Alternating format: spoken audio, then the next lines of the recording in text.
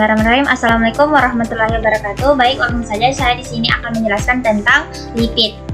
Lipid berbeda dengan karbohidrat dan protein. Lipid bukan merupakan suatu polimer. Nah, suatu molekul dikategorikan dalam lipid karena mempunyai kelarutan yang rendah di dalam air, larut dalam pelarut organik, dan terdiri dari ikatan C, H, dan O.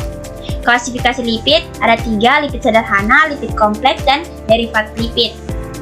Berdasarkan strukturnya, lipid dapat dibagi menjadi 2, lipid dengan rantai hidrokarbon terbuka terdiri dari asam lemak, TAG, sphingolipid, fosfatidilgliserol, dan glikolipid. Dan yang kedua, lipid dengan rantai hidrokarbon siklis yang terdiri dari steroid atau kolesterol.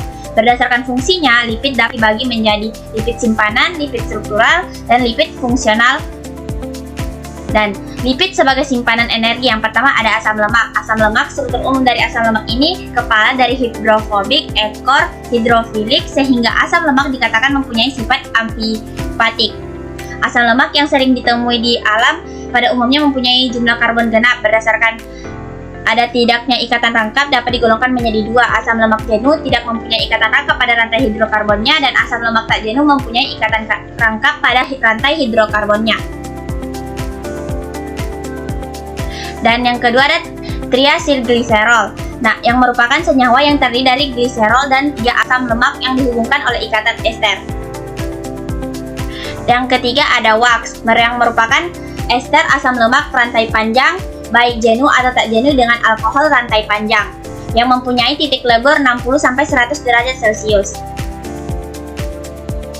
Dan gliserofosfolipid, ketika salah satu dari gugus alkohol dari gliserol diesterifikasi oleh asam fosfat menghasilkan asam fosfatidat, dan asam fosfat mampu membentuk lebih dari satu ikatan ester sehingga mampu mengikat molekul alkohol lain sehingga disebut fosfogliserat.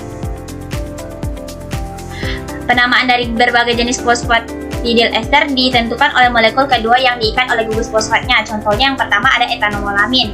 Jika molekul keduanya yaitu etanamolamin, maka dinamakan fosfadilethanolamin. Begitu juga kolin dan serin. Lipid kompleks, ester asam lemak dengan alkohol yang mempunyai gugus tambahan yang termasuk lipid kompleks adalah fosfolipid, glikolipid, dan sphingolipid. Fosfolipid merupakan ester asam lemak dengan gliserol yang mengandung asam fosfat dan senyawa nitrogen. Contohnya ada fosfatidilcolin dan lain-lain. Dan sphingolipid merupakan derivat sphingosine, tidak mengandung gliserol, mengandung sphingosin, dan ditemukan baik pada tumbuhan dan hewan. Banyak ditemukan pada sistem saraf yang paling sederhana, ceramid satu asam lemak terhubung dengan gugus amino dari sphingosine dengan ikatan amida. Dan steroid yang mengandung gugus hidroksil dan tidak mengandung gugus karbonil, suatu alkohol yang berintikan hidroklipopetanon atau petanon fenatren. Contohnya adalah kolesterol. Steroid terdiri dari 4 cincin hidrokarbon yang menyatu, 3 cincin mempunyai 6 karbon dan 1 cincin mempunyai 5 karbon. Kolesterol juga sebagai prekursor berbagai senyawa penting seperti asam empedu, seks, hormon, dan lain-lain. Dan reaksi lipid terdapat ada hidrolisa, bisa dengan asam basa, dan enzim atau lipase dengan basa, NaOH atau KOH, menghasilkan gliserol dan garam. Saponifikasinya misalnya hidrolisa trigliserida biasanya dilakukan oleh enzim lipase pankreas dengan menghasilkan asam lemak dan gliserol. Dan yang kedua ada hidrogenasi. Lemak-lemak yang tidak jenuh atau lemak yang mempunyai ikatan rangkap dapat dijenuhkan menjadi lebih keras, dan proses penjenuhan lemak tadi menggunakan katalisator seperti platina dan nikel.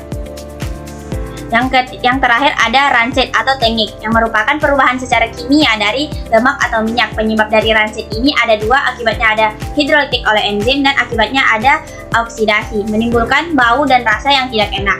Baik, cukup sekian pemaparan tentang lipid dari saya. Saya akhiri, wabillahi taufiq walhidayah. Wassalamualaikum warahmatullahi wabarakatuh.